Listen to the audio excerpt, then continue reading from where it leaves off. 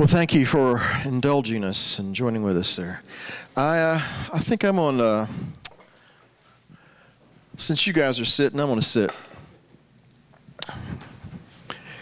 If that's all right. I was going to do it anyway. I just thought I'd ask. All right. I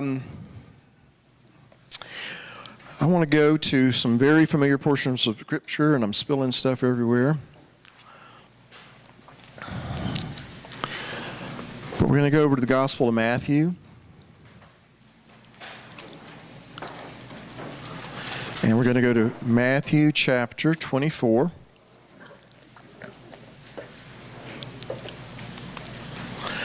And I came up here with my phone, and I didn't need to do that.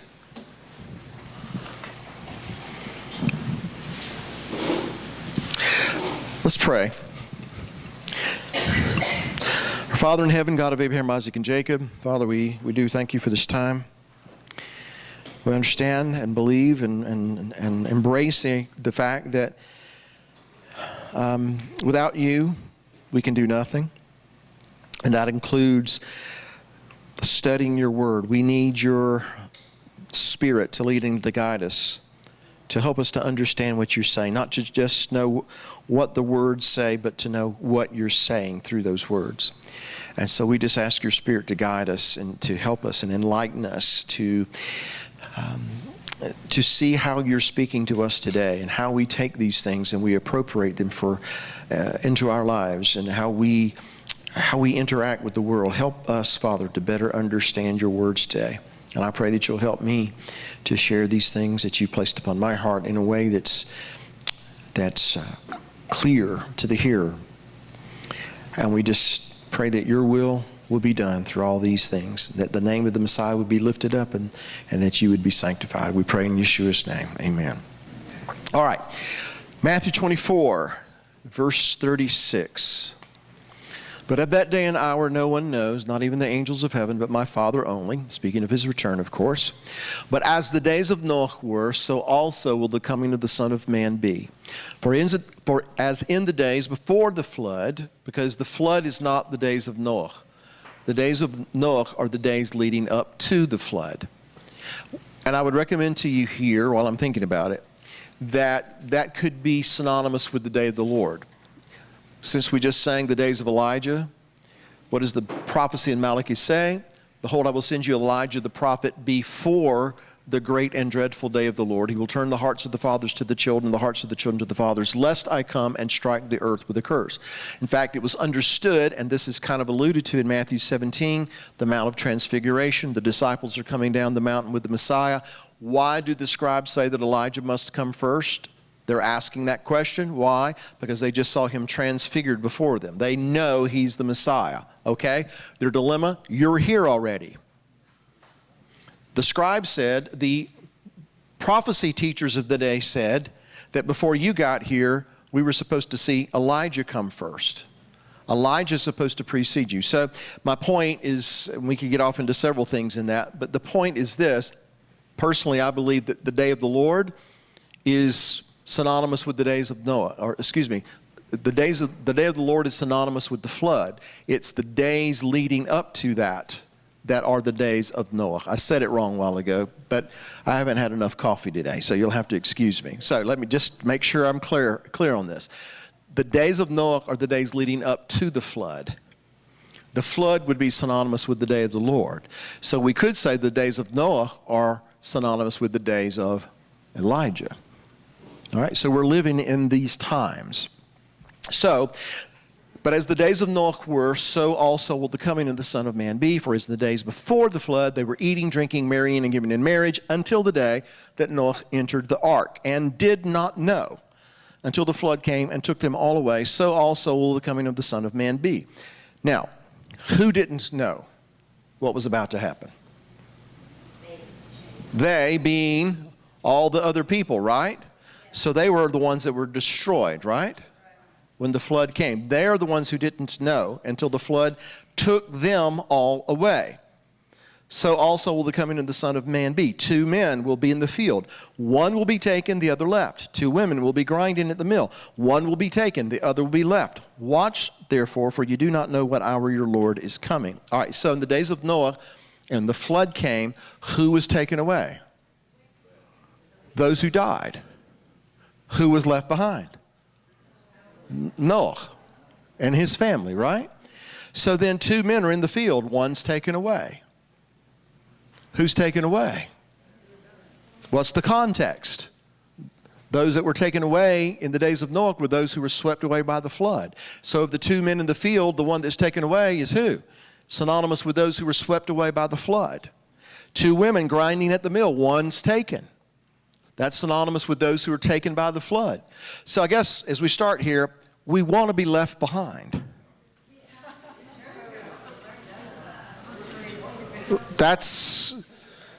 These verses here have been kind of misappropriated in times past. But the context established here is that those that are swept away, those that are taken away, are those who are oblivious to what's getting ready to happen. All right? That's not really my message, though.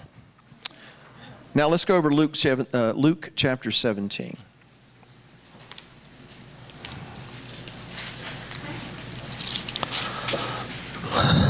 I'm getting some dirty looks. I see it. I'm sorry. I just blew somebody's theory. I'm sorry.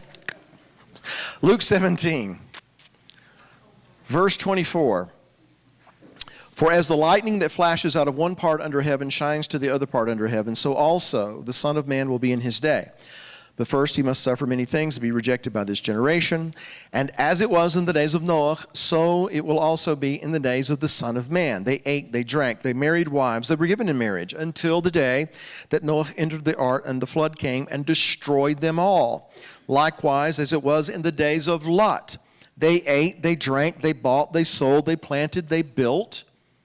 But on the day that Lot went out of Sodom, and it rained fire and brimstone from heaven and destroyed them all. Even so will it be in the day when the Son of Man is revealed. And in that day he who is on the housetop, and his goods are in the house, let him not come down to take them away. And likewise the one who is in the field, let him not turn back. Remember Lot's wife. Whoever seeks to save his life will lose it. Whoever loses his life will preserve it. I tell you that in that night there will be 2 men in one bed. The one will be taken, the other will be left. Here it is again. 2 will be grinding together. The one will be taken, the other will be left. 2 men will be in the field. One will be taken, the other left. And so the disciples say, where are they taken? And he says, wherever the body is, there the eagles or the vultures will be gathered together. So what do the vultures gather around? Dead bodies. So the ones that are taken away are ones that are swept away, so to speak, and they're the ones that are destroyed because they didn't have any idea what's getting ready to happen. Why? Because they were eating, drinking, marrying and giving in marriage, planting, building. On the surface, what are they doing? They're just going through life. They're doing everything they've always done. Nothing's really different. In fact, we could infer from this, and especially when it talks about how they sold, they planted, they built, it's not during the Depression. It's prosperity. It's kind of a robust economy. Everything's going real well. And when everything's going real well, that's usually when people get their eyes off of God. It's usually when people are going through difficulties, depressions, recessions and privation. That's when people, even some of the hardest cases, that's when some of these people really start to turn back to God. But that's not what's happening in the days leading up to the return of the Messiah, is it? They're oblivious to what's getting ready to happen. And again, it seems to be hinted in here that it's during a time when the economy's kind of going really well. Everybody's going through life. People are getting married, given in marriage. And on the surface, I believe that's true. But there's something I want to point out here before I move on. It says that in that day, when the Son of Man is revealed, verse 31, if you're on your house and your goods are in the house, don't go in to get them. Don't take the time to go do that. And what does that tell me? That things, when they start to come to a fruition, are going to happen just that fast. It's going to be quick. Remember 911? We got up in the morning, we turned on the television. Little did we know the night before when we lay our head on the pillow that when we got up in the morning, the world would be different. It happened just that fast. And boy, how quickly did we forget. And we went right back to our same old thing, right? Well, he's just describing how people are. And particularly if things are going well. If people are getting what they want, the things that the Gentiles seek, you know, their food, their drink, their clothes, all these things that we're not supposed to be seeking after, but we seek after. When people are doing those kinds of things, that's when these things happen. Wow. Now he says that if you're in the field and your stuff is back there at the house, don't turn back. Don't do that. And then he says this, remember Lot's wife. And here that stands out to me. You remember the story, how when the two angels went into Sodom and they meet up with Lot. I'm going to boil the story down. They basically had to drag Lot and those that came with him out of that house. In fact, they were saying, you need to get out of here because we can't do what we're sent here to do until we get you out of here. And if you'll remember, it ends up being Lot, his wife, and two of his daughters. A lot of his family decided to stay behind. All right. Now, Lot's wife, as we know, as they are making their way, as they're fleeing Sodom, what did she do? She looked back, and she was turned into a pillar of salt. All right? Now, why is the Messiah telling us to remember that woman? I believe, at least in part, it's because you can leave someplace or something physically and never leave it. You might leave a place geographically speaking. You might put your carcass somewhere else, but it might still have your heart. Remember the old song? I left my heart in, I don't know why they picked that city, but anyway. All right, so it wasn't always like that. That is true. All right, so now what would it be? I left my heart in Amarillo. Okay. Or it could be that, yeah.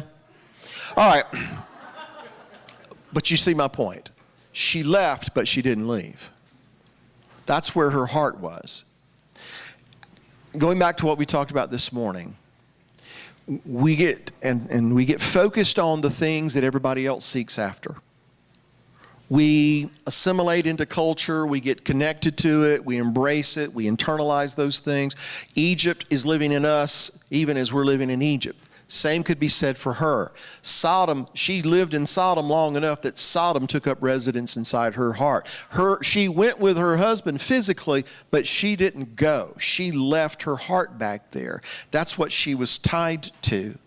And so when it came for her to quickly come out of that, she wasn't ready to do it.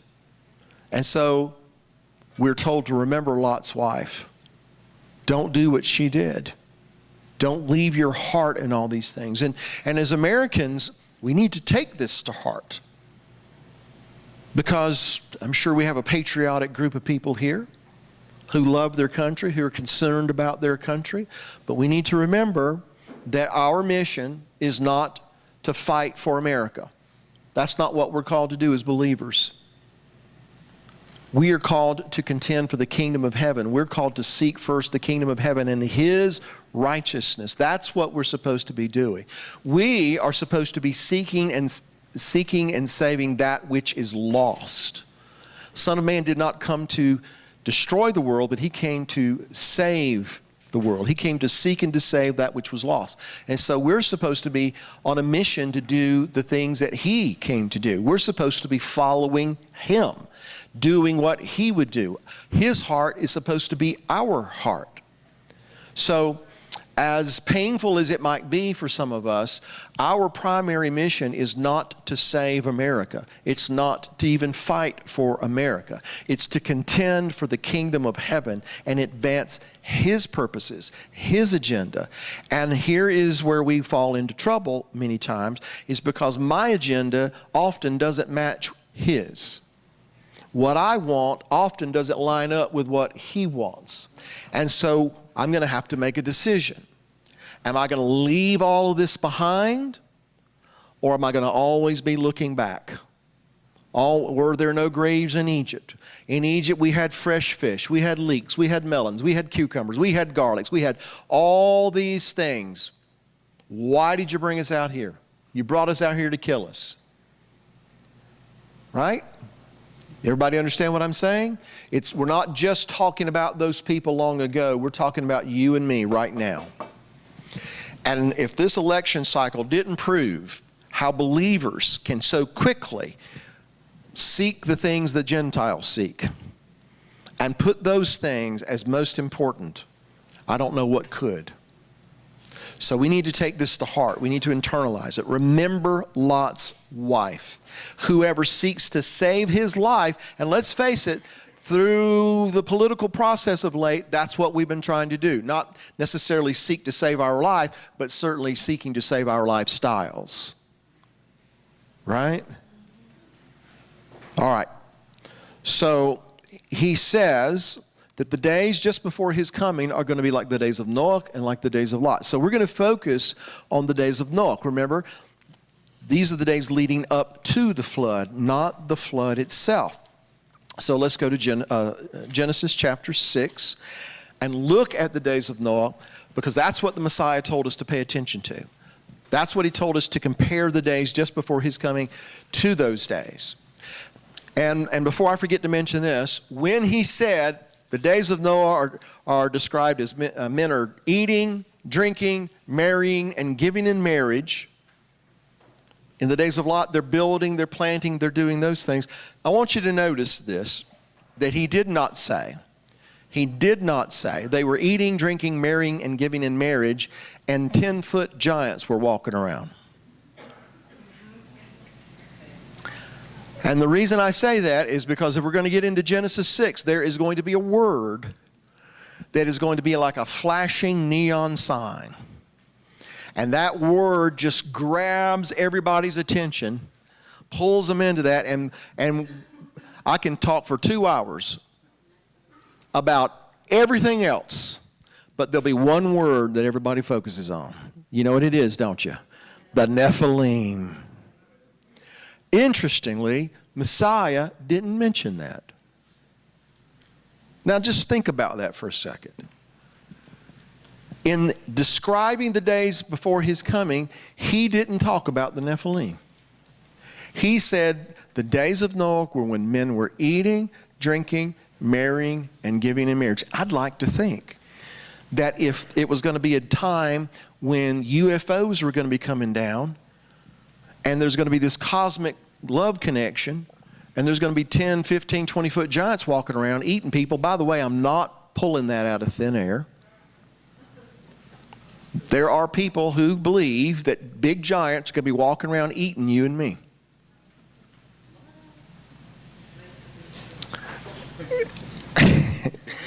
All right, I want to say this the right way. And probably should bring Brad up here to say it the right way, because he's the one that kind of first said this. I just find that understanding the Bible makes much more sense when we're dealing with it in our, what did you say, in our own solar system? Was that what you said? Yes, keep it in the Milky Way galaxy. Not go way out here looking for something. You understand? All right?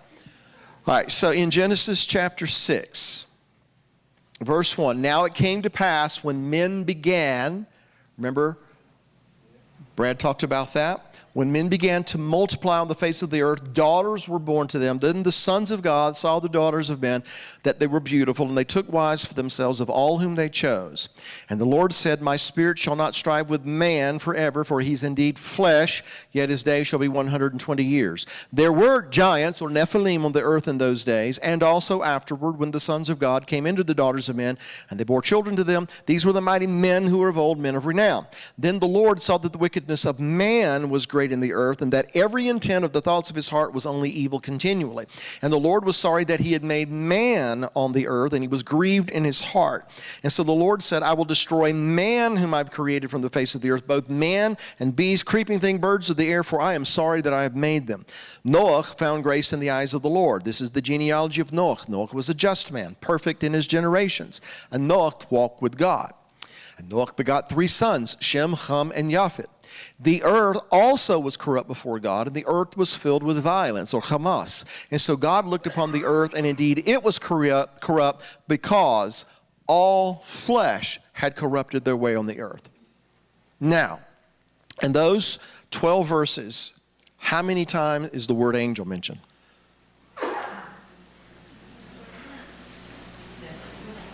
If you believe the sons of God are angels, you could say, well, it's alluded to there. But let's just say, how many times is the word angel mentioned?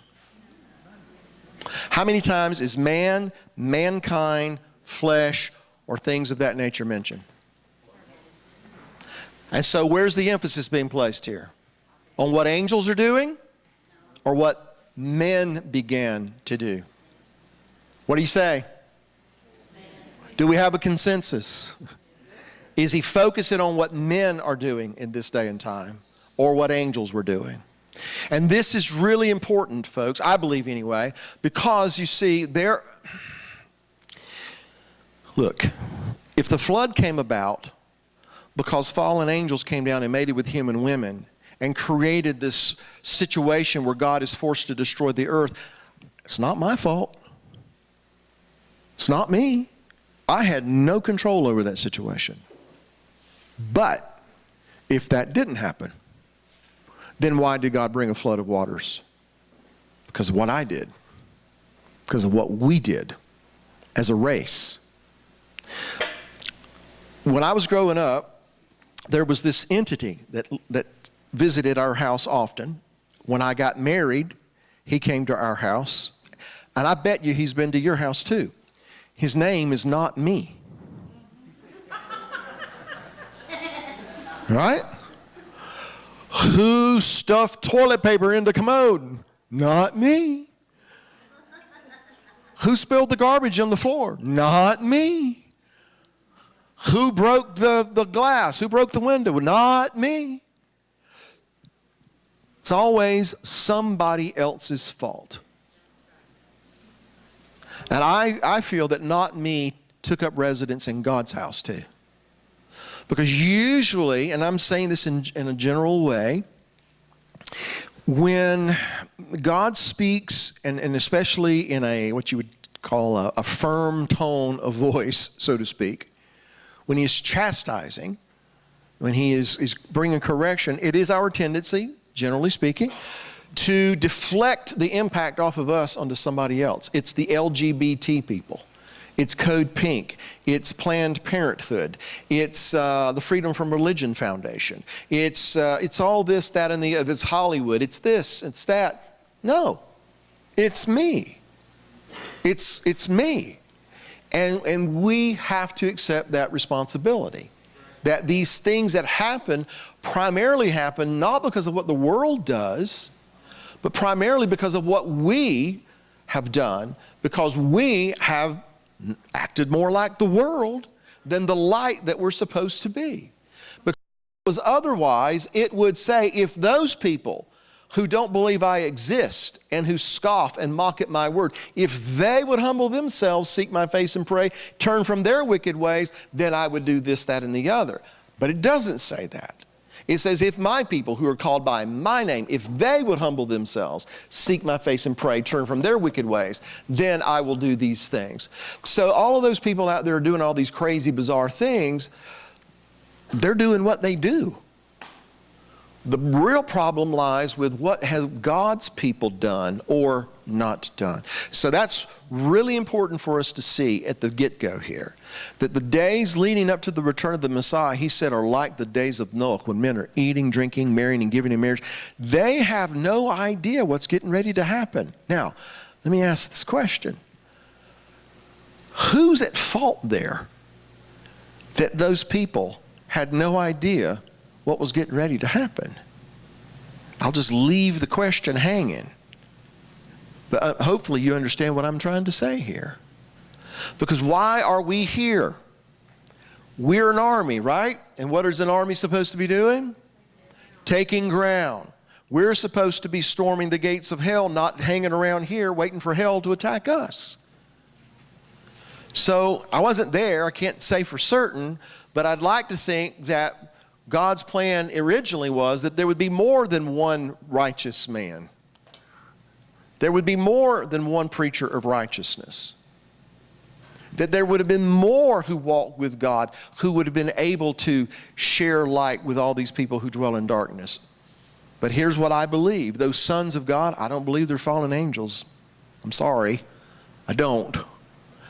I believe, well, the Hebrew term is B'nai HaElohim. What does that mean? Sons of God. That they saw these beautiful daughters of men, and they took wives for themselves of all whom they chose. Let's put it this way.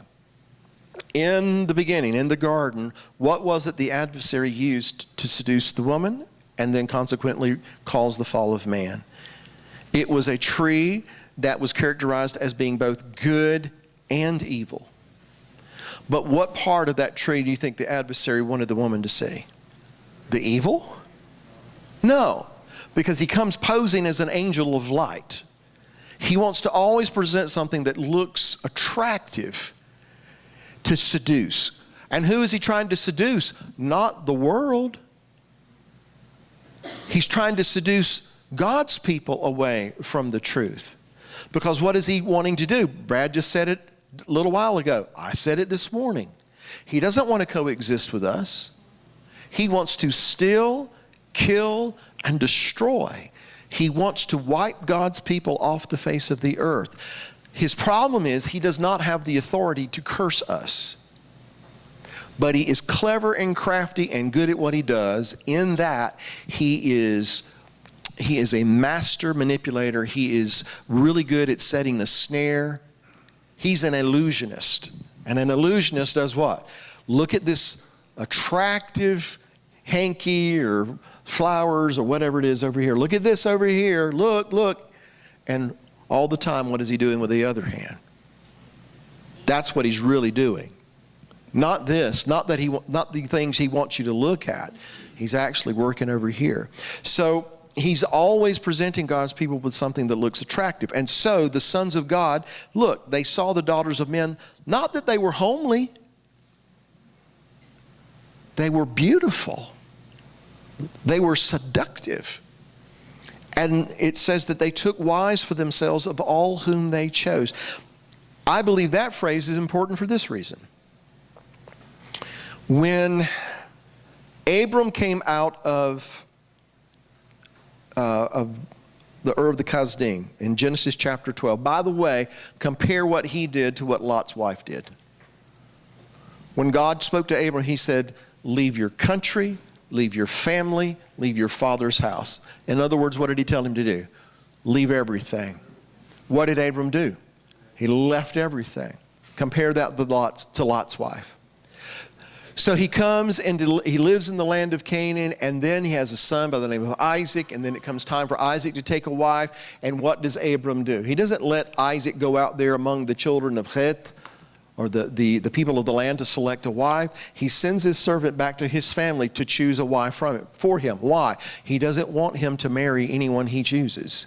He doesn't want him to go out there and find the first beautiful girl that he comes across and take her as his wife. Why? Because apparently the people in that day, in that particular region, engaged in certain things he did not want his son to be joined to.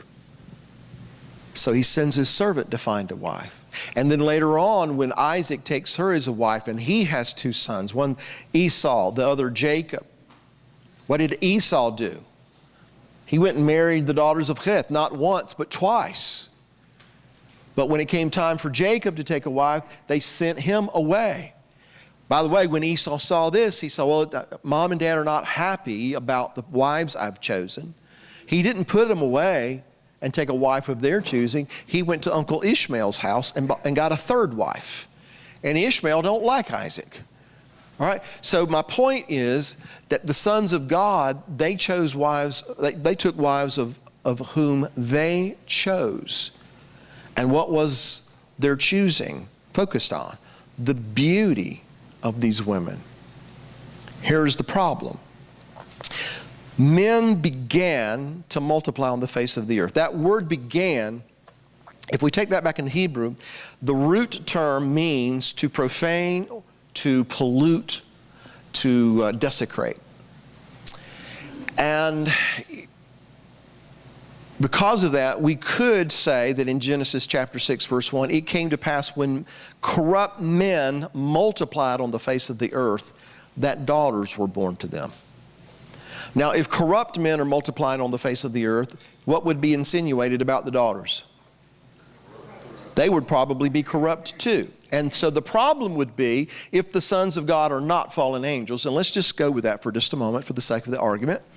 Let's say these sons of God are not fallen angels, but they're just people who have heretofore walked with God. But now they see these beautiful, presumably corrupt daughters of men. They take wives for themselves of all whom they chose. What's more likely to happen? That these sons of God are going to get these daughters of men to come around to their way of thinking? Or are the corrupt daughters of men going to get the sons of God to come around to their way of thinking? And while you're thinking about that, remember in Deuteronomy 7, as the children of Israel are going into the land of Canaan, they are given instruction, do not let your sons marry their daughters. Do not let your daughters marry their sons. And it had nothing to do with race or language or culture per se, but it had everything to do with, because if you allow this to happen, they're going to bring their gods into your homes and you're going to bow down to their gods, and I'm going to get angry with you and I'm going to exile you from the land. We would like to think that we can coexist with things that are corrupt and we'll bring them around to our way of thinking. But that defies what God says. He says we're to come out from among them and be separate, says the Lord. We are to be a light to the nations. We cannot be a light when we are acting like the nations. So here, to kind of boil it down, here's what I'm getting at. I'm thinking the same thing that is happening right now when so many so-called Christians and believers are accommodating the world, mixing with the world, adopting the ways of the world, the mindset of the world. For instance, this lady who's some famous Christian blogger mommy. Well, she got divorced and she married a woman, but still maintains that she's a Christian blogger mommy and teaching other Christian women how to raise their children. And nobody's freaking out about this. I could go on and on with example after example after example. But do you understand what I'm trying to say here? God's people, or so-called professing God, professing to be believers, what are they doing? Are they acting like believers or are they acting like the world? And we're mixing and we're mingling with those things that have the appearance of being good and tolerant and coexistent. All the things, because we don't want to rock the boat too much. We want to kind of mix in. We want to be Egyptians. It's the same thing that was happening, I believe, in Genesis 6. Not some cosmic love affair, but people who are supposed to be following God who are falling into the trap of mixing with things they never were intended to mix with. And just to kind of underscore the point, In Genesis chapter 4, in fact, let's just turn over there real quick.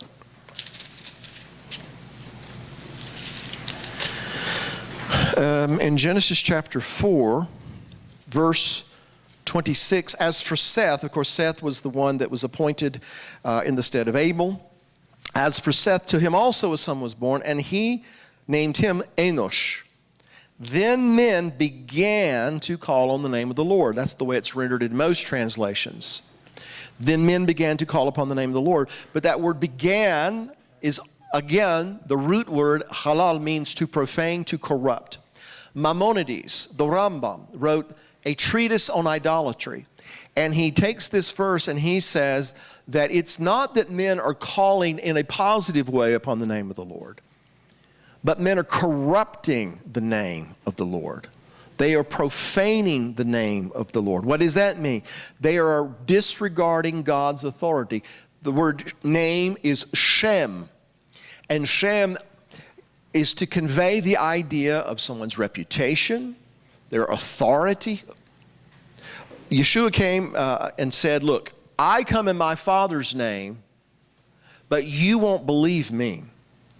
Another will come in his own name, and that's the guy you'll believe. What was he saying? I come in my Father's authority, upholding his reputation, but you won't believe me. But if another comes speaking in his own authority, that's the person that you'll listen to. So when it says that they begin to call upon the name of the Lord, Maimonides makes the argument, and there are others that do the same. The Targumim, Targumim are Aramaic translations of the Scripture. Aramaic is kind of a sister language to Hebrew. And in the Targumim, they kind of underscored this argument that men weren't calling upon the Lord in a positive way, that they were beginning to abandon and disregard God's authority. They were beginning to drift away from the authority of the Almighty. They were beginning to desecrate His name. That's what it means to profane the name of the Lord, to disregard His authority. It's not so much about how you pronounce, but are you representing, are you reflecting, are you respecting His authority in your life? All right, so if Maimonides and others are correct, in Genesis 4, men are already beginning to corrupt and profane the name of the Lord. So when we come over here into Genesis 6, what's happening? Those that are walking away from the Lord, corrupting and profaning His name, now begin to multiply. Because it's not just the good seed that multiplies, the bad seed multiplies too. And so as they begin to multiply, and that word there, the word lorov, it's related to the word rav. Rav is great. You know, when someone's called the rabbi or rabbi, it's great one. By the way, that's why you're probably not supposed to call anybody rabbi, because there's only one, right? That's right. It's related to this Hebrew term, riv, that means strife. So as these corrupt men begin to multiply upon the earth, so did strife, so did contention, and the stress that goes along with that constant warring and constant strife. And think about what I'm saying. And look at what's going on in our world today. Some people thought that if that woman, whose name I will not mention, was not elected president, that everything would kind of be okay. I'm here to tell you it's just as contentious, if not more so now. Why? Because there's a group of people in this country, they made it very clear that they're at war with people like you and me. It's not under the covers anymore. It's out in the open. The gloves are coming off. They're at war to the degree that they're marching through streets. They're breaking things. They're burning people's property. They're calling for your deaths. And I'm not talking about ISIS or Al-Qaeda. I'm talking about Code Pink. I'm talking about the Antifa and all these 20 and 30-somethings who are still living in their mother's basement that are walking out here busting everything up because they want free stuff. strife. It's multiplying. Would you agree with that? Is it multiplying? It's just like it's on a fast track now. I mean, we've always had that kind of stuff, right? But 30 years ago, we might have had a little pocket of, problems over here or there, but 30 years ago, Ronald Reagan was the president. 30 years ago, I just would like to believe something would have been done about it. Well, I don't know. Anyhow. But the strife is multiplying. Messiah said the days before his coming would be like the days of Noah. I don't think we should be looking for giants in the sense that we should be looking for these tall people. In fact, Brad, I think, said something along these lines today, that it's not the form we should be concerned with, but it's the function. All right, we'll get back to that in just a moment. So, it came to pass, corrupt men are multiplying on the face of the earth. This thing is getting worse. It's being accentuated. Strife is spreading through the earth. And it's in that context that the sons of God saw these beautiful daughters, presumably corrupt daughters of men, and they took wives for themselves of all whom they chose. Now, it says in verse 4 that there were giants, or Nephilim, on the earth in those days. And look at this phrase, and also afterward. After what? When the sons of God came into the daughters of men, and they bore children to them. These were the mighty men who were of old, men of renown. Here's my point. If the sons of God are fallen angels, mating with human women, and that produces a race of giants, and that's the theory, then how do we account for the giants that were in the earth before the sons of God went into the daughters of men? Everybody understand my question? They're giants before these sons of God come to the daughters of men. They're giants afterward. So that leads me to this point. I don't think that our focus should be on how the Nephilim got there. I don't even think the focus should be on how tall they were. I'm not disputing that there have been finds where they find these skeletal remains of people that were tall. I'm not disputing that at all. But that would fall into the category of focusing on the form. How tall were they? Where did they come from? I think the more important issue is, what did they do? What did they do? Now, in the Septuagint, when it comes to the word Nephilim, which, by the way, let's go ahead and do this. I know I'm going to have people mad at me before the night's over. But I'm leaving tomorrow, so.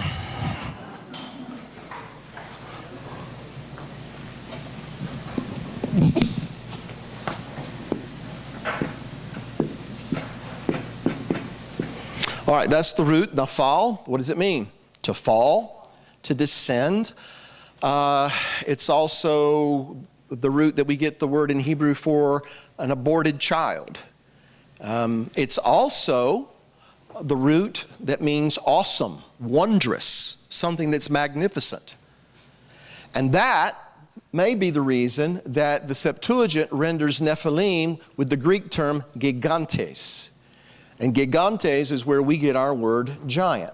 Now, if you go back and maybe you remembered your Greek mythology, maybe you need to refresh yourself on Greek mythology, but there was a group of people called gigantes, and they were not necessarily people of great stature, but they were people of great authority and influence. Not necessarily tall people, powerful people. They are not to be confused with the Titans of Greek mythology, who were a race of very tall, oversized beings. But the gigantes were not necessarily people of great physical stature, but great influence, power, and authority. So keep that in mind. Now, if we put the plural ending on it, Nephilim, it's plural, it can mean fallen ones. But it can also mean this.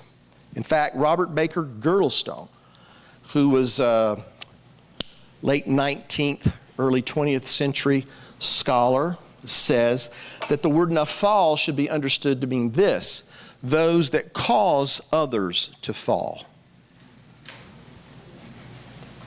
They're not necessarily fallen. Well, let me take that back. They're fallen, but they're ones who cause others to fall. And keep in mind, they were there before the sons of God went into the daughters of men. They were there after the sons of God went into the daughters of men. And these were the mighty men who were of old, men of renown. And here is the Hebrew phrase: men of renown.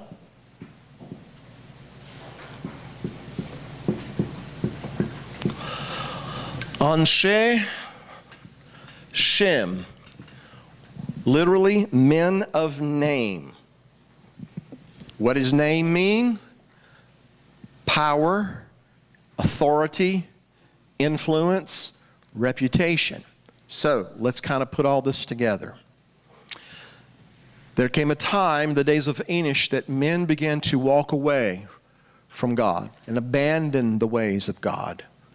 The treatise on idolatry that I mentioned, written by Maimonides, he says that this is when men began to worship the things that were created rather than the Creator. So that went on for a while. But then by the time we get to Genesis 6, now that kind of a mindset is beginning to explode. Those kinds of men are beginning to multiply on the face of the earth. And as they do, along with it comes the consequential strife that's going to follow in the wake of people who lead those kinds of lives. Because if you walk in disobedience, if you walk contrary to the laws of God, what's going to happen? It's going to have an impact, not just on you personally. It's going to have an impact on those around you. It's going to have an impact on those that you encounter. And so this began to multiply. And so it was in that kind of an environment, the sons of God are, they're in this situation where all these people are beginning to walk away from God, and it's growing, it's accelerating. And then they look and see these beautiful daughters of men, and they begin to take wives. They begin to couple with them, to pair with them, to cohabitate with them. And what's going to happen? God's already kind of spelled it out for us. If you let your sons marry their daughters, or your daughters marry their sons, they're going to bring their gods, they're going to bring their beliefs, they're going to bring their way of living into your life, and you're going to end up doing what they do. And that's exactly what happened. And so in the mix here are these Nephilim, these fallen ones. But if Girdlestone is correct, and others support that argument, they not only are fallen themselves, but they cause others to fall. And these are men of authority. In fact, there's only one other place in Scripture where this particular phrase, Anshe Shem, shows up, and it's in Numbers 16. What happens in Numbers 16? Well, there's a man by the name of Korah, along with Dathan and Aviram, and 250 notable men, men of renown, men of name, men of authority, that what? They rebel against Moses and Aaron, but who are they really rebelling against? Moses makes it clear, you're not rebelling against me, you're rebelling against the Lord. So they were men of authority. All right? Now, why is this important for you and me to understand? I'm not just trying to, wreck somebody's theology about fallen angels and giants and all that kind of stuff.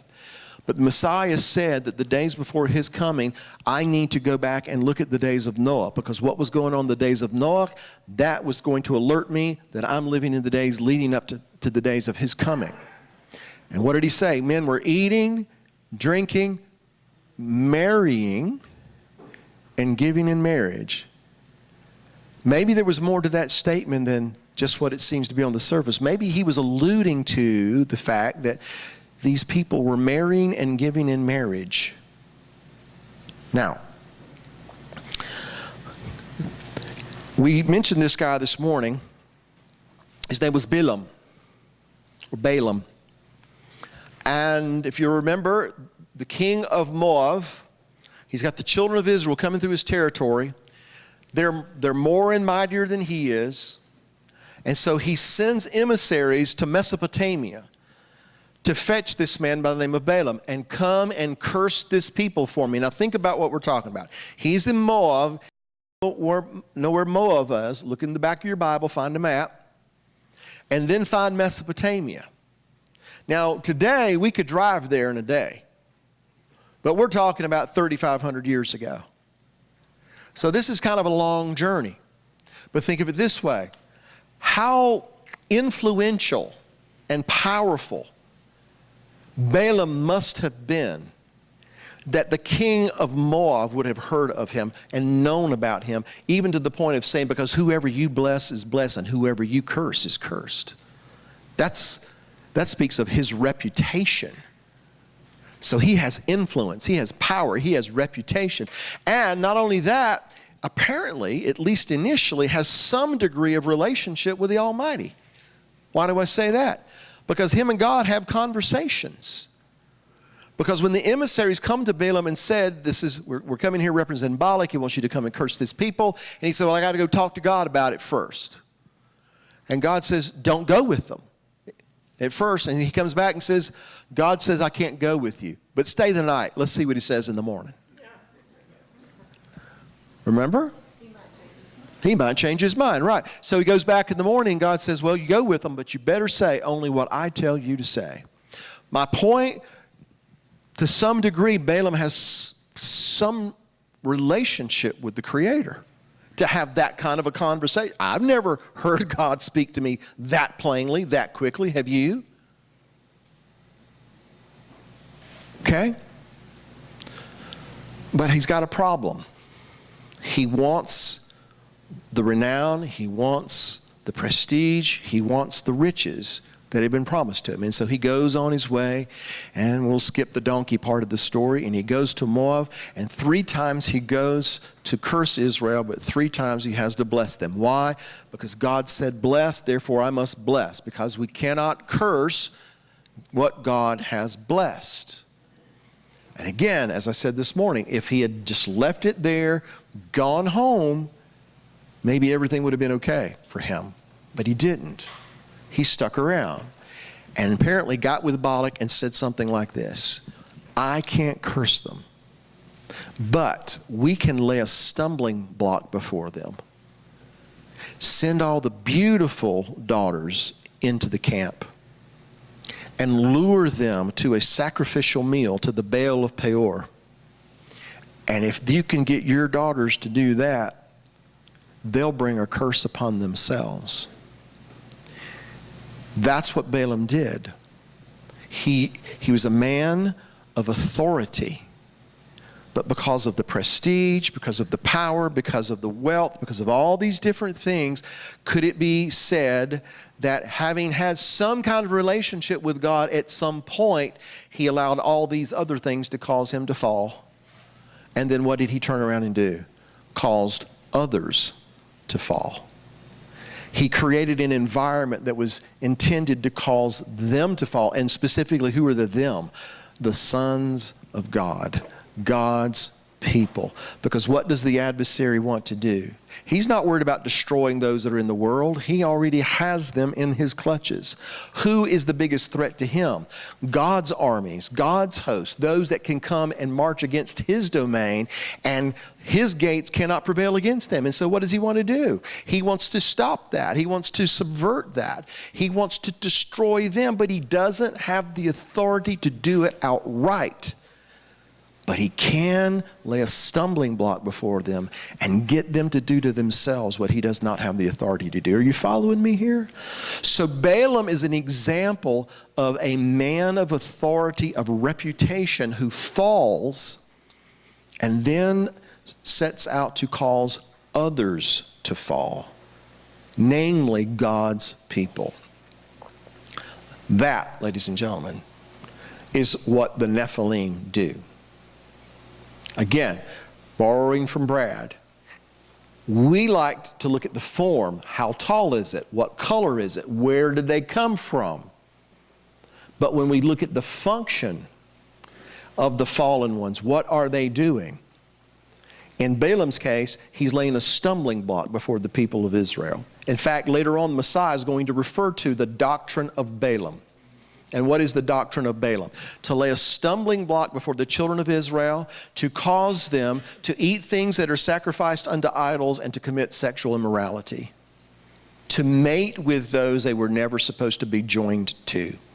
And because of the sin of Baal Peor, tens of thousands of God's people died when the plague swept through the camp. Balaam didn't do that himself because he didn't have that kind of authority, but he did have those kinds of smarts to lay a stumbling block before the people. Again, that, I'm convinced, is what the Nephilim do. In Genesis 6, verse 4, what does it say? And there were Nephilim in the earth in those days, and also afterward, when the sons of God went into the daughters of men, and they took wives for themselves of all whom they chose, and these were the mighty men who were of old, men of renown. What were the Nephilim doing in Genesis 6? Here's what Bill thinks. Setting a stumbling block before God's people to cause them to be joined with things and those they never should have been joined to. And why do I say that so confidently? Because that's what's going on today. And who is creating the environment whereby you and I are coerced and strong-armed into mixing with things that God says don't mix with? Who is doing it? Who's creating that environment? It is men and women of authority and influence and power, whether they be politicians, whether they be the news media, whether they be in the entertainment industry, whether they be in the pulpit. They use their power, their influence, their reputation to create an environment where you and I, if we're not careful, if we're not focused where our focus needs to be, we could be seduced into thinking that this is good.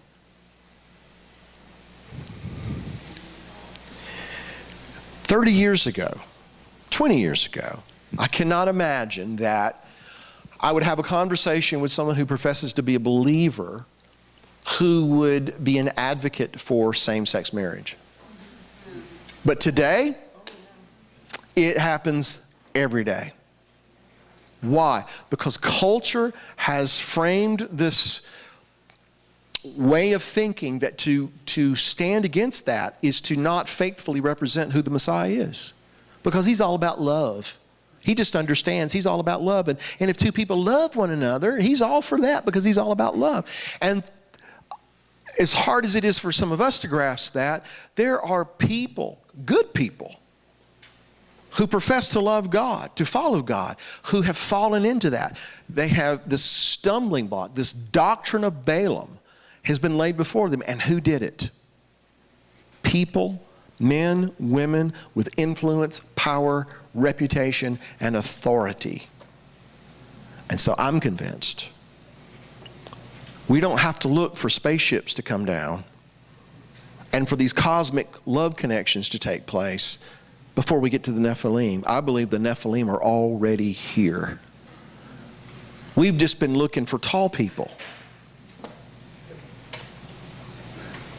Now, I realize that there are those who will vehemently disagree with me on this. That's fine, but I have the microphone. Well, what about the book of Enoch? You probably really don't want to go there. Because there's a lot of things written in the book of Enoch that if you're going to go there, I'm going to make you defend. And you're going to have a hard time defending some of the other things written in the book of Enoch that are not going to line up with what this book says. Can you testify to that, Brad? So we're not going to use these outside sources to develop our doctrine and our theology. Should I be concerned? Okay. All right, everybody think about what I'm saying now. When we're going to have to go outside the Bible to find the things to form and shape our doctrine and theology, then we're in trouble. We need to stick with what this says. Yes, I know that there are other outside sources that sometimes agree with this, but it's like Brad said, he only quotes the rabbis when they agree with him, which means what? Sometimes he doesn't agree with them.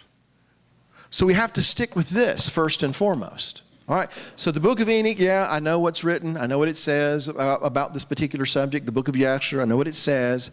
But like I said, if you're going to go there, then you're going to have to defend all the other things that are written in those books. And you're going to have a hard time with some of them, trust me.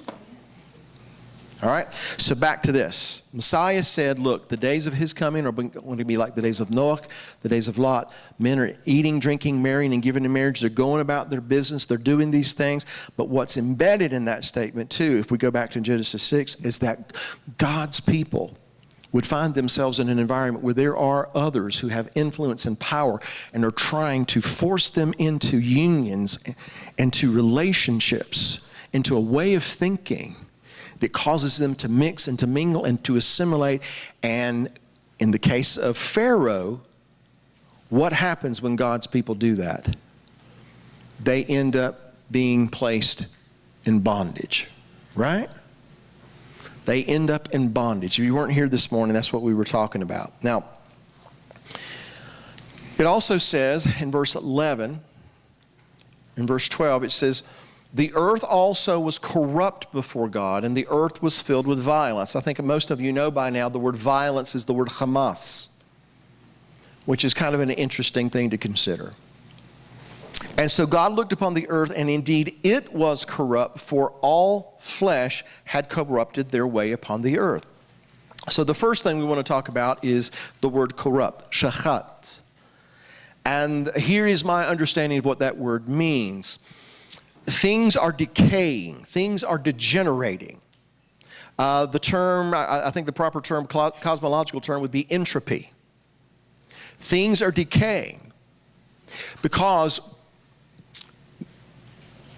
as mankind, we have the ability to, when we walk in obedience, impact and affect the earth that we live in. And when we walk in disobedience, that also can impact the earth. And the evidence of this is, at least one evidence is, God told his people that when you come into the land, you keep my covenant, and if you do, it'll rain when it's supposed to rain, and the earth will produce what it's supposed to produce. But if you don't walk in obedience, you won't get the rain when it's supposed to come, and the earth will respond in like manner. It won't produce its fruit. And to me, that makes sense because you and I came forth from what? The earth. We came from the dust of the earth. And so when we, who come from the dust of the earth, when we are walking in obedience to God, the creator of all things, when we walk according to his covenant, then the earth responds the way it's supposed to.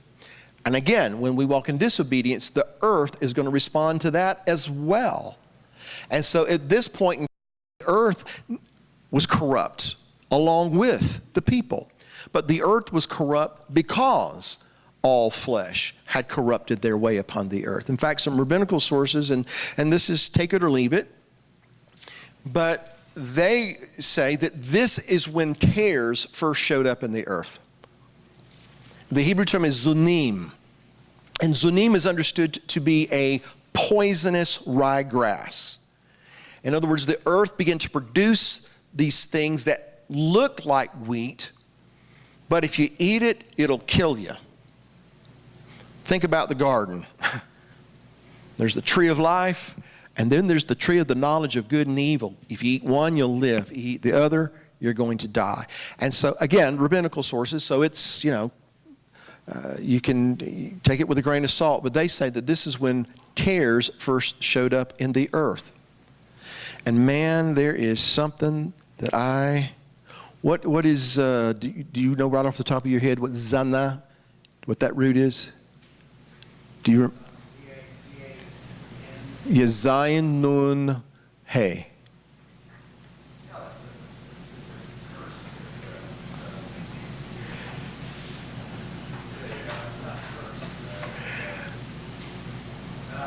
I can't remember it now. My mind just went blank.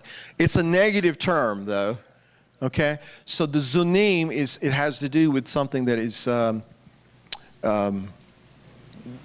has a negative connotation. Well, these things come up in the earth. Why? Because people were corrupting their way upon the earth. And there's another thing that I thought was interesting here. It says the earth was corrupt before God.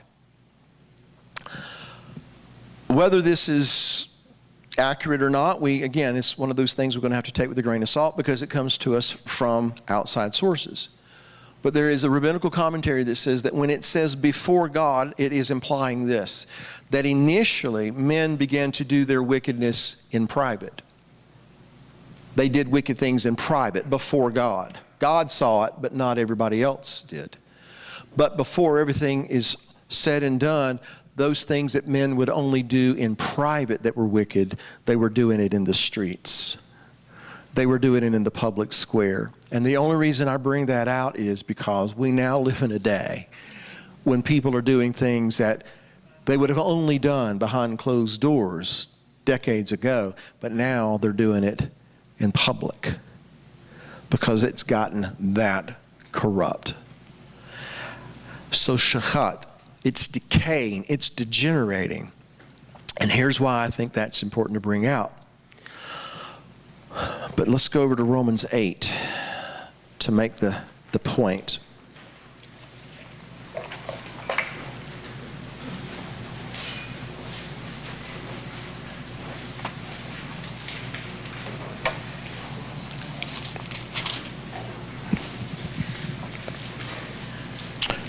Romans 8, beginning verse 18, Paul says this, I consider that the sufferings of this present time are not worthy to be compared with the glory which shall be revealed in us. For the earnest expectation of the creation eagerly waits for the revealing of the sons of God.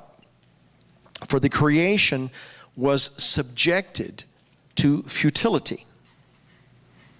The creation was subjected to futility, not willingly, but because of him who subjected it in hope. Because the creation itself also will be delivered from the bondage of corruption. Remember, the earth was corrupt before God. Why? Because all men had corrupted their way upon the earth. So Paul is saying that the creation at some point in the past had been subjected to futility, but not willingly. It's not because God wanted to do it, but he did it because it was subjected in hope. Why? Because he wanted to redeem it. You see, the word shachat, the state of the earth at that point in time, it was decaying, it was degenerating, everything was getting worse and worse and worse. And had he left it alone, then conceivably there would have reached a time when the earth itself would have been irredeemable. It would have been past the point of no return. It would have just been done. And so what does he do? He subjects it to futility. He says the end of all flesh has come before me. And while that gets all the press that he's going to destroy everything, here's what I'm going to suggest to you. What he's really doing is he's making it possible for not only the earth to be released from its bondage of corruption, but he's making it possible for mankind to be restored as well.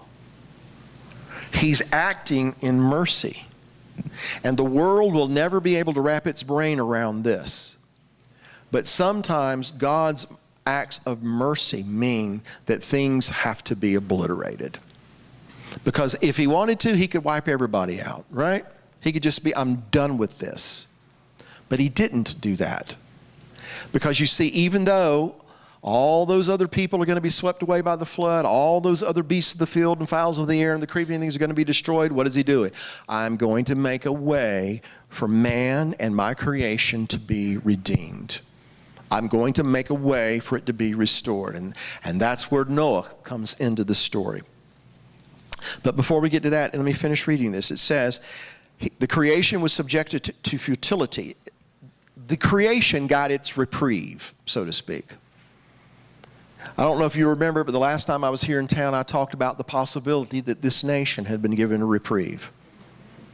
Do you remember that? We talked about Hezekiah, how Hezekiah was going to die, and Isaiah brought that word to him, and he turned his face to the wall, and he began to cry out and pray and plead with God, and God gave him a reprieve, gave him 15 years. So, in a way, God is giving the earth a reprieve. He's given it away, an opportunity to be redeemed, to be restored. Because the creation also will be delivered from the bondage of corruption into the glorious liberty of the children of God. For we know that the whole creation groans and labors with birth pangs together until now. So he is saying that the earth in his day and as well as in our day, that the earth is groaning. It's producing all these manifestations that are considered to be birth pangs. And what are these birth pangs indicative of? Something's got to be born. Something that's been concealed up until this point has to be revealed.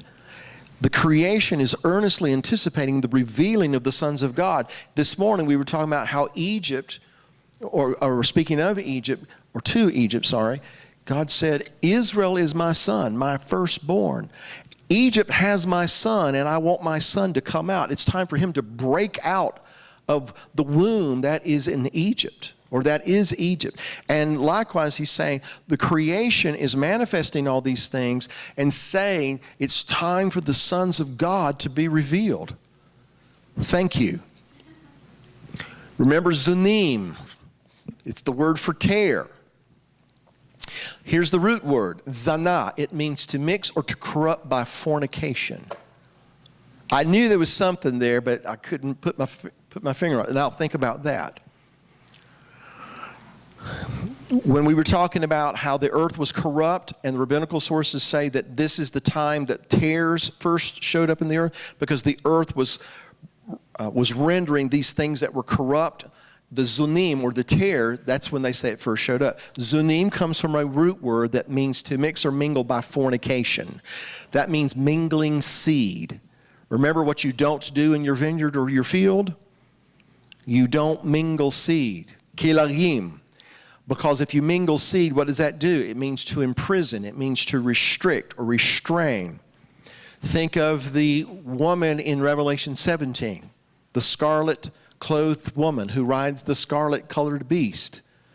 She's got something written on her forehead, mystery.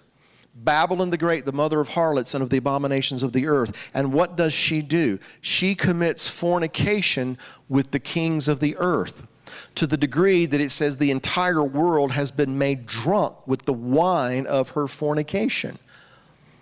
The mingling and mixing of seed, and we're not just talking about physical seed, we're talking about, well, this is God's seed.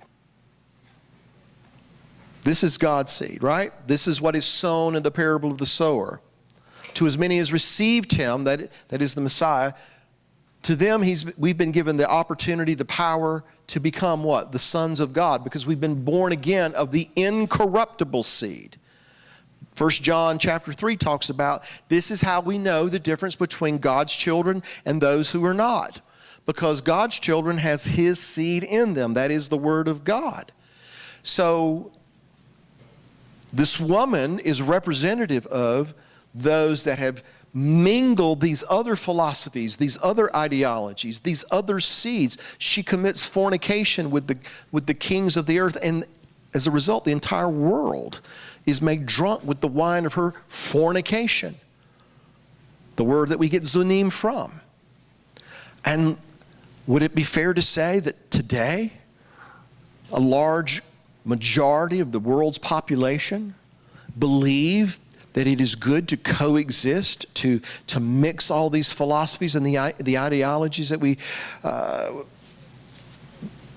hear about? Is it fair to say that they think we should mix all this together? And that you and I really are kind of the stick in the muds and the troublemakers? Because we want to stand fast to what this says?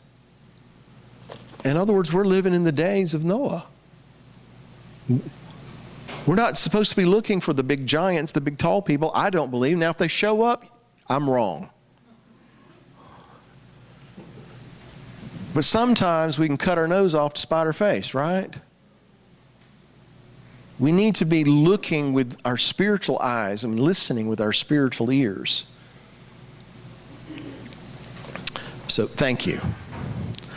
So, Paul, again, let me make sure I made this point clear, says that there was a time in the past where the creation was subjected to futility, not because God wanted to do that, but he did it because he subjected it in the hope, what? That it would be redeemed. Because he goes on and talks about how that not only that, but we also who have the first fruits of the Spirit, even we ourselves groan within ourselves, eagerly waiting for the adoption, what? The redemption of our body. And he just said that the glorious liberty of the children of God, the redemption of our body, is tied to the redemption of the creation. So let's put it this way.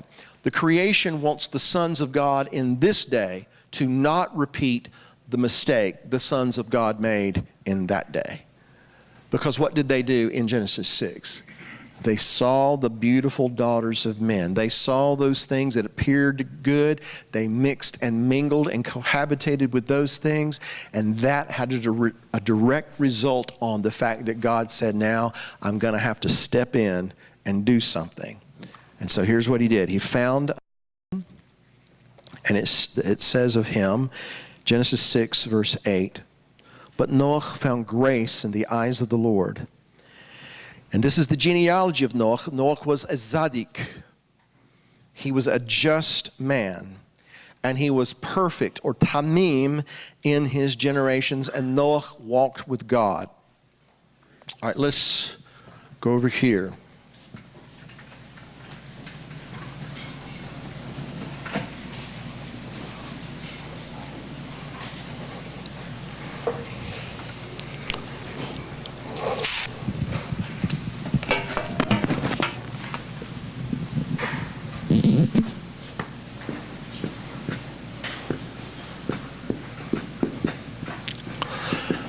He was a just man. He was a Zadik. He was a righteous man. He did what was right. In fact, Peter calls him a preacher of righteousness. So what was he preaching? He was preaching God's ways, God's instructions, God's laws. You know, I don't think this group would fall into this category, but there's a lot of people in the body who have the misconception that the Torah did not come about until Mount Sinai. Well, that is a misconception. First of all, God's eternal, right? He has no beginning. He has no end. And when do we first see the Word? It's in the beginning, right? And in the beginning, it was with God, and it was God. So if God has no beginning and end, neither does His Word. And so Abel knew to offer a more excellent sacrifice than Cain. Abel knew what he was supposed to do. Noah, when he is told to take 7 pairs of clean animals and a pair of unclean animals, there's nothing written that says that Noah said, well, wait a minute. What do you mean by clean and unclean? We haven't covered that yet. So these things were known. He was a preacher of righteousness. I will submit to you that he is preaching God's instructions, that you need to turn back to Him, follow His ways. Because in the days of Enosh, that's when men began to fall away from Him. So he is a preacher of righteousness. He is a just or righteous man, which is to say he is walking in the ways of God. And it says that he was perfect in his generations. And this is that word, Tamim. That means whole. It means lacking nothing. It's the same word that we find in Genesis 17, verse 1, when the Creator says to Abraham, I am El Shaddai, walk before me and be Tamim, be perfect, be lacking nothing. It's the same word that is used in Exodus 12, speaking of the Pesach, that it was to be a male lamb of the first year without blemish. Without blemish is the word Tamim, lacking nothing. So this is descriptive of the Pesach, and of course the Pesach is to speak of the Messiah. And then to speak to Abraham, this is what you're supposed to be. You're going to walk before me and be Tamim. You're going to be whole, lacking nothing. It would also be synonymous with this concept. Let's go over to Ephesians chapter 5, I believe it is.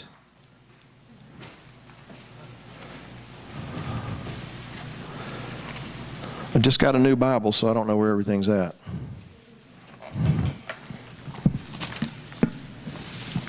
You understand how that works, don't you?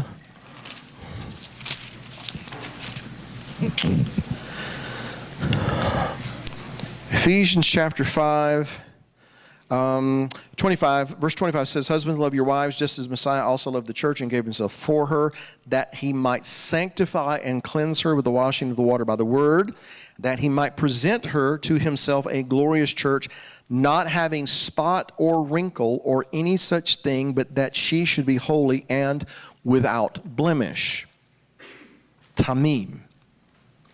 That's what he's looking for. So guess what? In the days of Noah, the days leading up to the flood, those days that are descriptive of the days just before the Messiah returns, there's a remnant. In all of this chaos, there's a remnant that is preaching righteousness, that are tamim, without blemish. And those are the ones that make it. Those are the ones that live.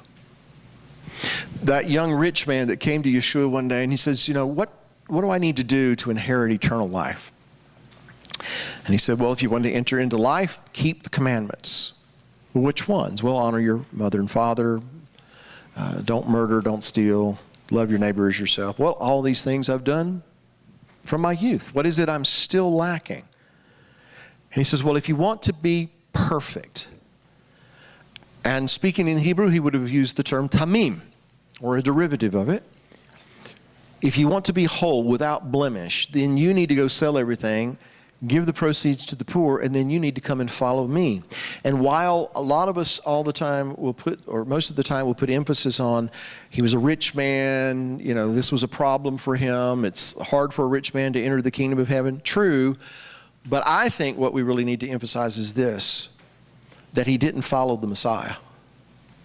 Bottom line, he didn't follow the Messiah. As far as we know, he left and never came back because something had a hold of him.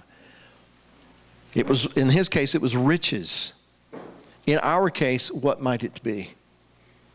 Maybe it's our patriotism, our national heritage, those things that we believe to be so important, to the degree that we will lose focus of the one that we're supposed to be following. Because if we're going to be his disciples, what do we have to do?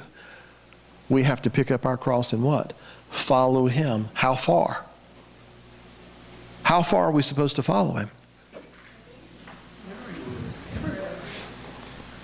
All the way. All the way. All the way to the end. And what is the end?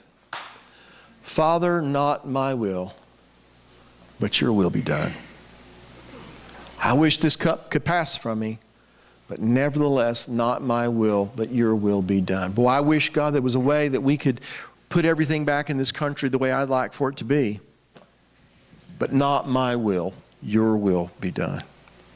I'd like to not have to go through all these hard times and difficulties, and I'd like to not have to endure privation, but not my will, but your will be done. As Benjamin, what's the Nicolas Cage character in National Treasure? Benjamin something. He said, I'd really like not to have to go to prison. But not my will, your will be done. And so it's one thing to say it, right? Oh, I would never deny you. Really? Let's find out. The one who endures to the end, that's the one that's saved. So Noah was a preacher of righteousness. He was a tzaddik. He was a just man. He was a man who was perfect in his generations. And some of us were talking earlier about, does this imply that genetically speaking he was pure? And I believe that is, very likely. But I think more than anything what it's saying is that it wasn't so much about what his bloodstream was as much as the heart that was pumping all that blood through his body. What was the condition of his heart? And today, if we're living in the days of Noah, then there must be, for the pattern to hold true, there must be a remnant of people who are going to be tzaddiks. They're going to be righteous. They're going to stand for righteousness, regardless of what the rest of the world is doing. They're not going to be popular. They're going to be maligned. They're going to be scoffed at. They're going to be probably beaten up before it's all said and done, if not worse. Because it's become very obvious out there in this world today, in the streets of America, that there are people walking our streets that would just soon you be dead as look at you. And they're making that very clear. They're mobilizing their forces. And they're going to fight a carnal warfare. They're going to war against flesh and blood. But even some of them are recognizing the spiritual nature of this too, because there were some of them meeting in the streets to cast a curse on President Trump. But they're mobilizing. And we're still, well, you can figure out what we're doing. But there has to be a remnant. Now, I'm going to get off into something that's, I think it's interesting, and maybe you will as well. About 20 years ago, I did a teaching on living in the days of Noah, and I based it a lot on the appearance of a comet that showed up about 20 years ago called the Hale-Bopp comet. Maybe you remember that. I'm not an astronomer. Frankly, where Brad and I kind of diverge a lot is he is really big time into science and all those kinds of things, and I just listen to him. And I glean, I learn, and it's beneficial, but as far as all the photons and neutrons and string theory and all those, I don't know. All right, so I'm not going to pretend to know all those kinds of things. But I'm just a South Georgia boy, and I have to boil it down in simple terms that make sense to me. All right, so when it comes to things like, things that are going on in the cosmos, I don't understand all of that. But when I see a comet so bright as that one, I mean, it's got my attention. Do you remember this? All right. So when this comet shows up on the scene, I had a leg up on a lot of people because of something I knew that I had not really told anybody. And it's not that I was the only one to maybe see this, but at the time I was the only one that I knew of that knew anything about it. And that was this. When the Hale-Bopp comet showed up, it was in the Hebrew year 5757. In fact, I could remember we had just moved to Tennessee from Florida, and on March 23rd of 1997, we were living in a little cabin out in Ocoee, Tennessee. That particular night, it was Purim, and we had just had a little meal and a little celebration for Purim with our two boys that are grown now. They were little boys at the time. And so we had our little Purim celebration. And I walked outside late at night because there was going to be a lunar eclipse. And at the same time that there was a lunar eclipse, the Hale-Bopp comet was going to be in the sky. And so I'll never forget it. I'm looking over in the east, and I'm seeing the moon disappear. And at the same time the moon's disappearing, I look over here in the northwest sky, and there's this huge comet streaking across the sky. And I mean, it was an awesome sight. I don't know if you saw it that way, but it was just awesome. So this is happening on Purim, and all these things are going on, and I'm like really interested, man. I'm attentive. And so I got into some conversations with a gentleman by the name of Bob Wadsworth. And years ago, I don't know if he still does it, but he had a ministry, I guess you'd call it, and it was called Biblical Astronomy.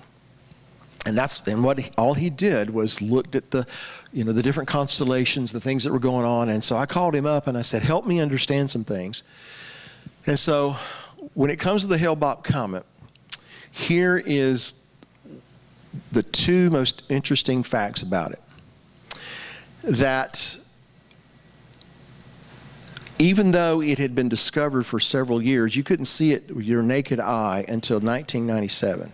Starting in the spring, and you could see it all the way into November and December of that same year. NASA, according to what Bob Wadsworth told me, NASA calculated its course or its circuit and determined that the last time the Hale-Bopp comet was seen by man from Earth was about 4,200 years before.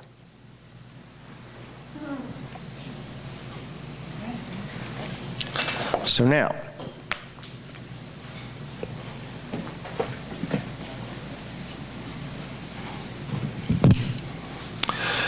the year, let's see, got to think here. Think, Bill. Think. 57, 50.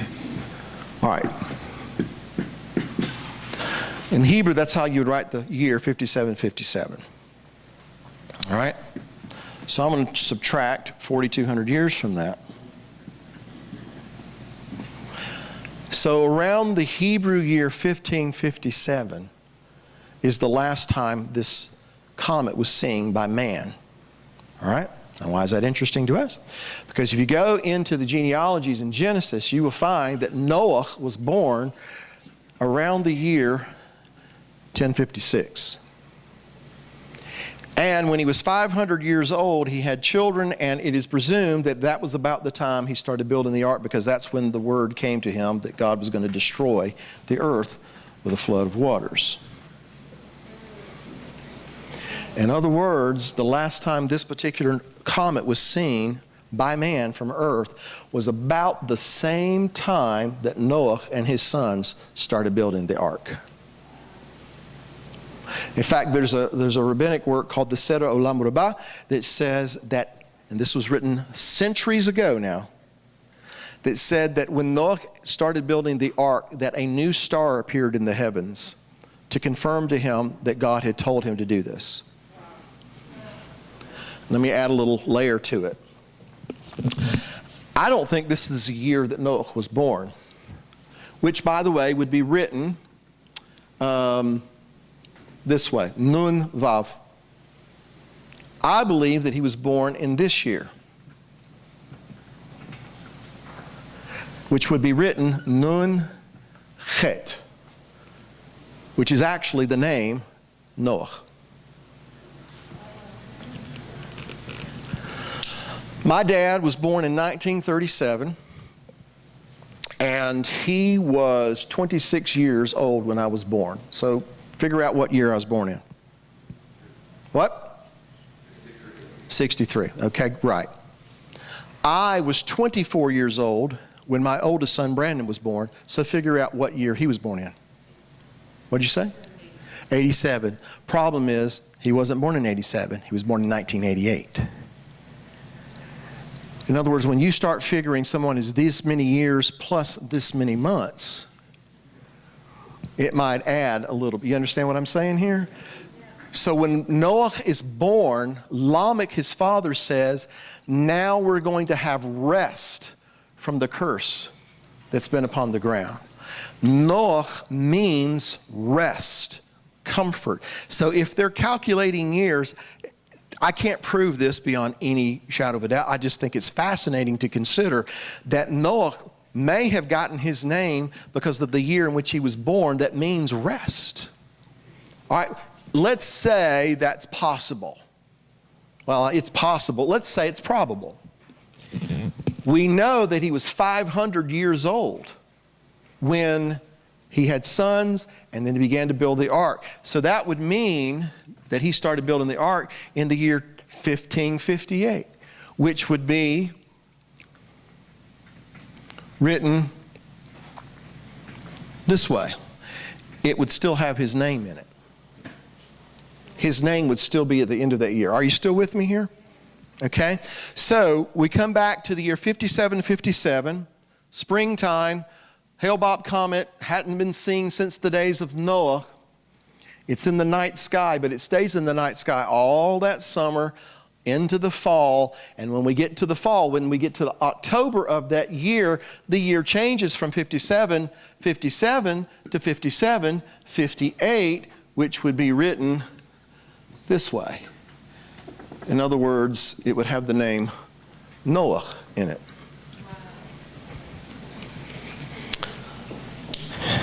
And as the Hale-Bopp comet begins to disappear from view with the naked eye, it's last seen with the naked eye as it is coming into the constellation that used to be called Argo Novus, a ship that in Greek mythology was based on Jason and the Argonauts, the people who sailed looking for the golden fleece.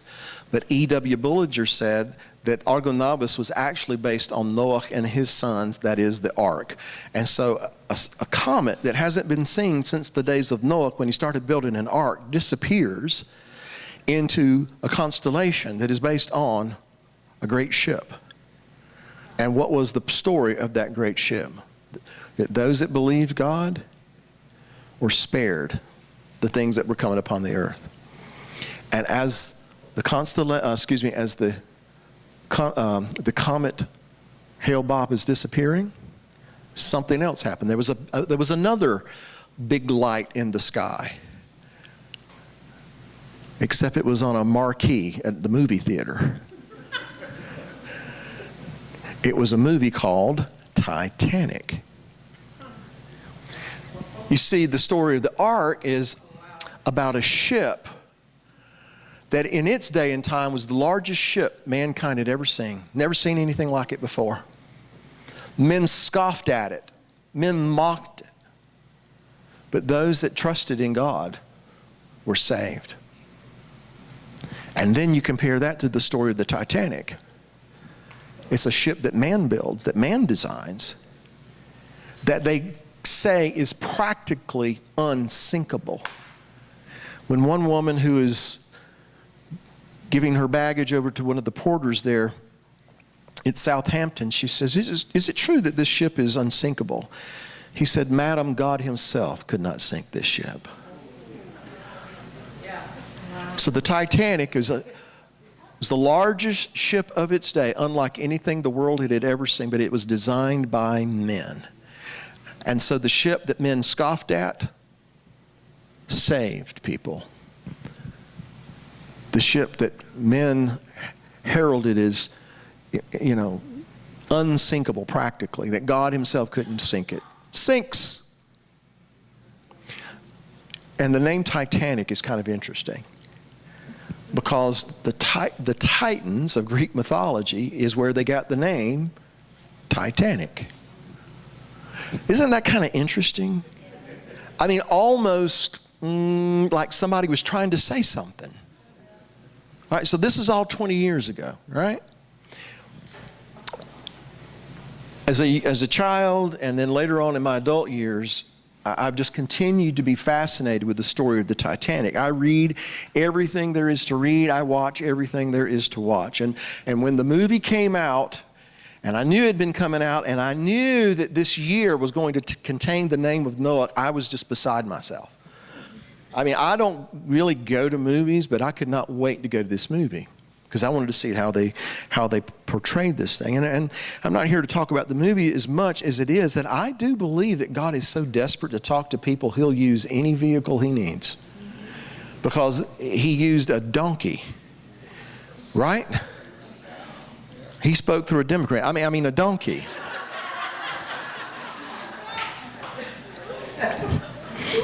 To get people's attention. And so I do believe it's possible that if we're watching, if we're listening, he uses everything he can to try to reach people, try to speak to them. And so what is the story of the Titanic? It's about the pride of mankind doing what's right in their own eyes. And they designed this ship to be practically unsinkable. It's just they could not conceive of every possibility. In fact, if you read the story of the Titanic and the sinking and what it's believed to have happened over the years, and they've kind of adjusted what they believe happened as we continue on in time, but it boils down to this. The one scenario they did not account for is exactly what happened. And the ship that God could not sink sunk. Not so much the iceberg. The iceberg was the obstacle. In fact, let's talk about that for just a minute. On the last day the Titanic was at sea, April 14th, 1912, all day long had been receiving ice warnings from different ships. One ship in particular was the RMS Californian. And it's been documented that the Californian sent reports or ice reports to the Titanic's radio shack. You've got an ice field in your path. Be aware, and would continue to send these reports to the Titanic. And finally, the radio operator in the Titanic sends a message to the Californian and says this, and I quote, shut up, I am busy. Here's what he was busy doing: sending messages from all the rich people on the Titanic to their friends in New York and Boston and Philadelphia that were basically saying, hey, I'm out here on the ship and I'm talking to you. That's what they were doing. And so they told the Californian to shut up, I am busy. Now that becomes important later on. So the Titanic sails along. It's going faster than it probably should. And so finally, 11:40 that night, these two guys are in the crow's nest, and the water, it was like glass, which is problematic if you're looking for icebergs, because there's no breakers hitting the base of that ice. And so it's hard to see it.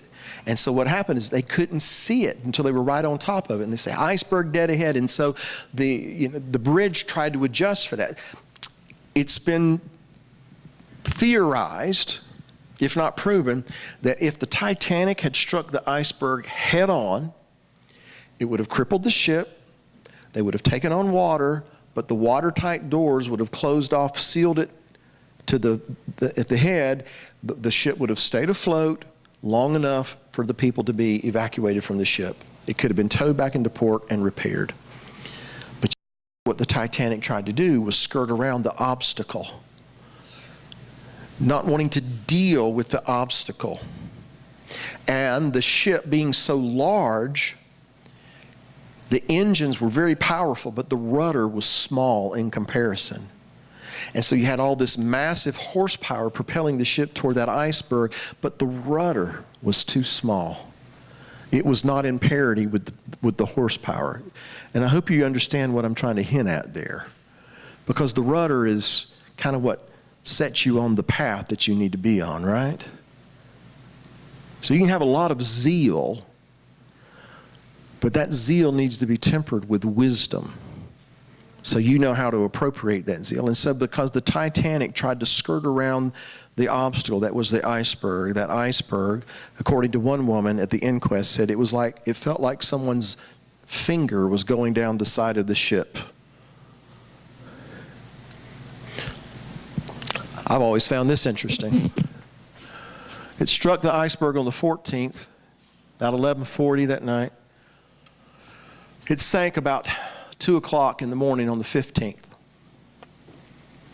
In Hebrew, 14 would be yod, yud, dalet, yod. It's the Hebrew word for hand. 15 would be yud, he, yah. Put them together and it's the hand of God.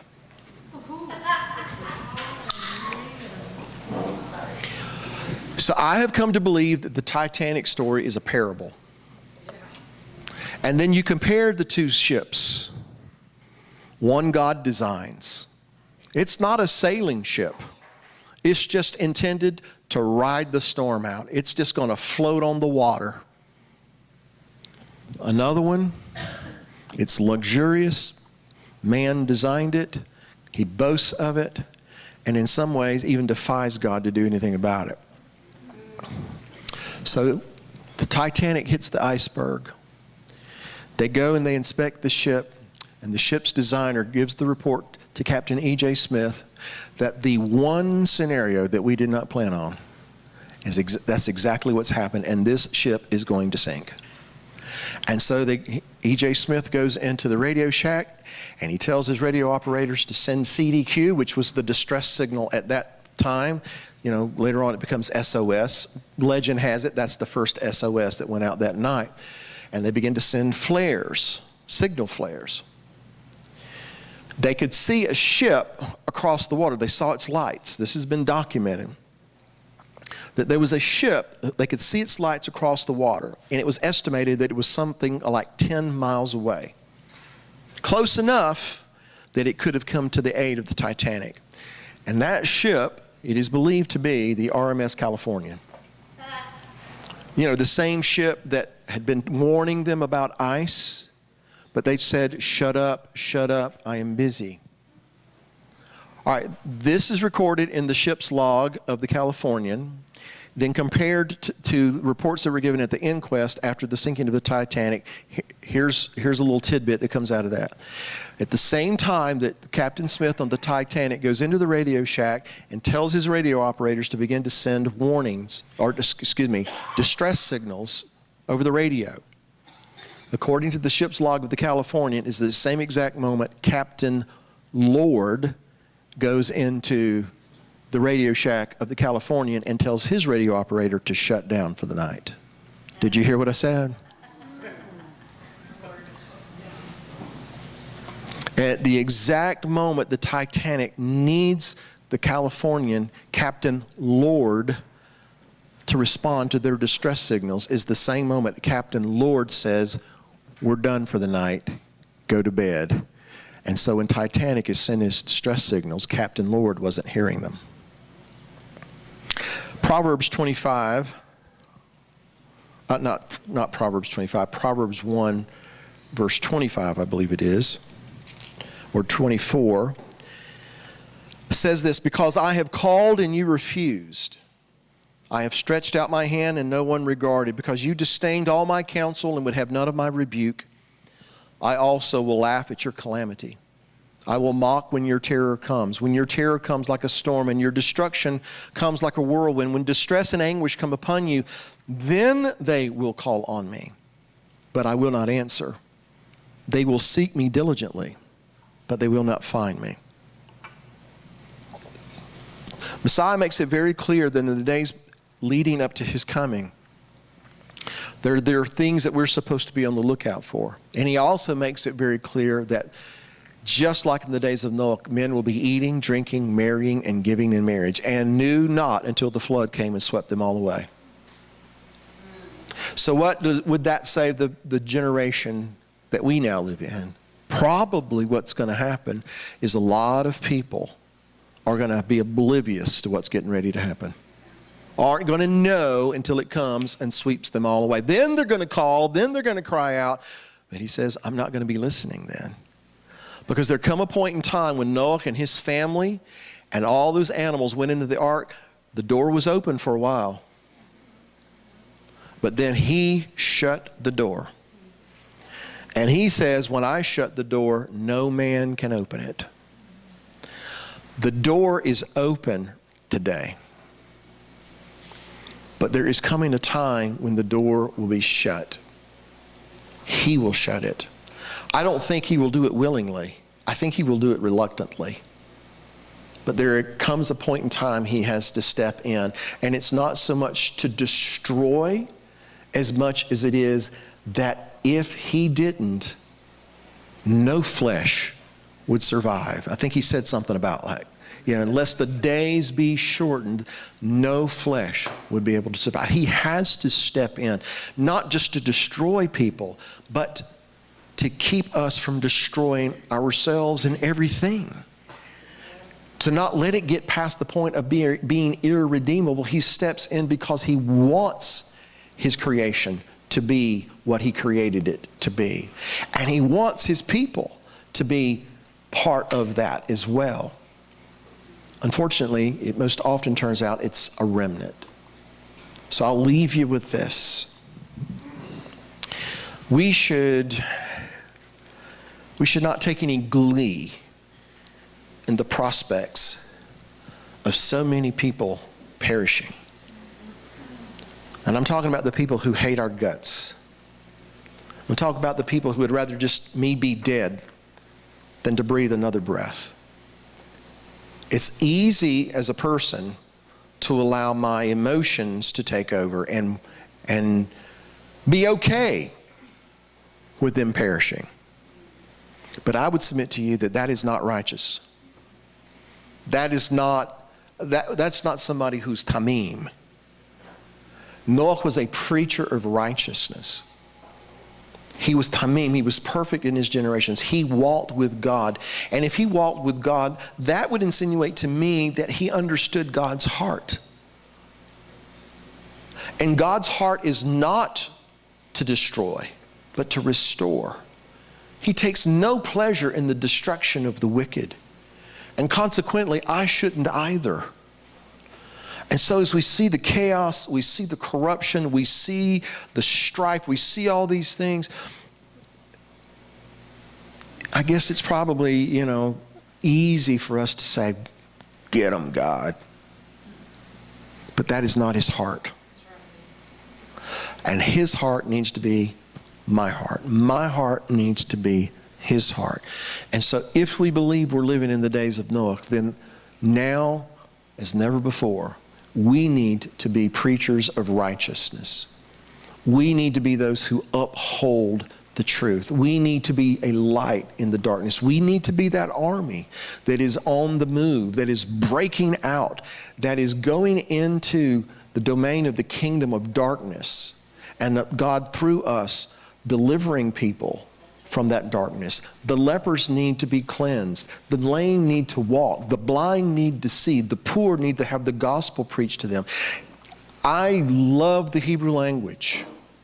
That's one of the first things that knit Brad and I together, was a mutual love for the language. I think it's apparent that he loves that language. I love that language. Love sharing things from that language, but that is not going to impress anybody who's trying to figure out where their next meal is coming from, why their mother is dying. That's not going to have any impact on them whatsoever. What's going to matter is when I engage these people, when I come in contact with them, and I leave them, have their lives been impacted for the better? Has something changed in their heart and in their life? That's what's going to matter. And so the tools that we've been given, these insights, these things, are simply to equip us to do what it is we're here to do. And that is to wage war on the kingdom of darkness and move against his domain and allow God to work in us and through us to deliver people from the clutches of the adversary before the door is shut. Father,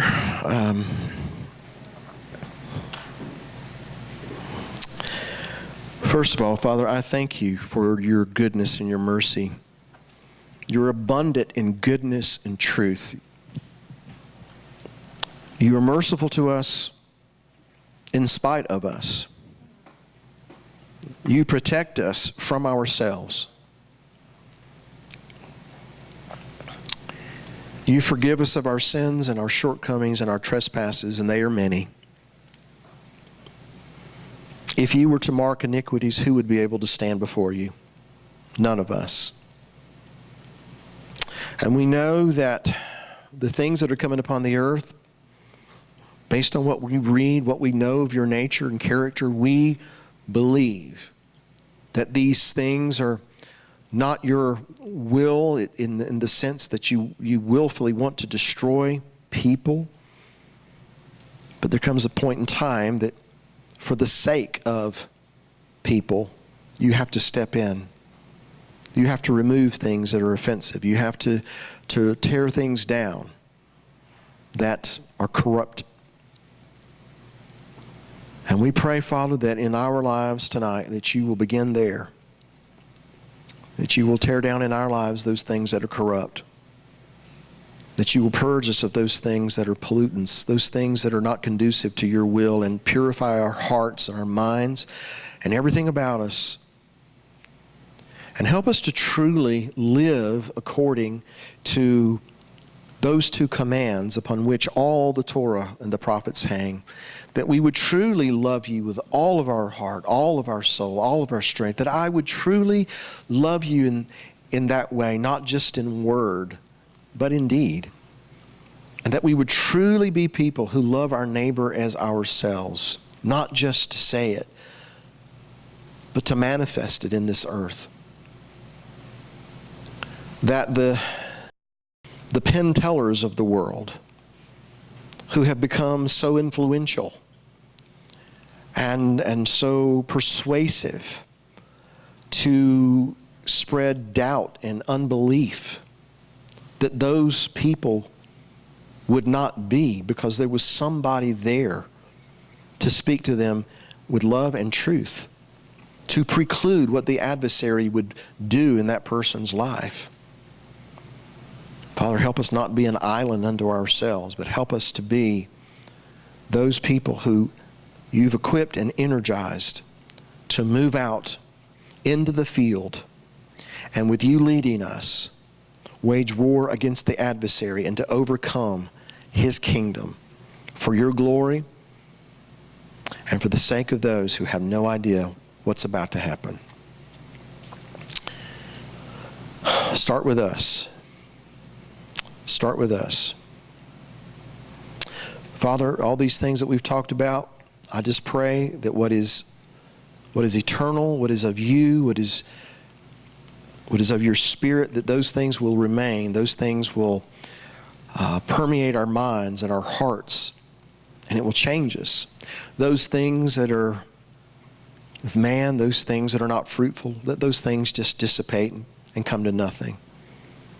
But when we leave here, Father, I pray that we will not leave with a bunch of information, but that we would leave with the revelation that comes to us by your Spirit, and that it would transform us and cause us to be conformed to the image of the Son of God.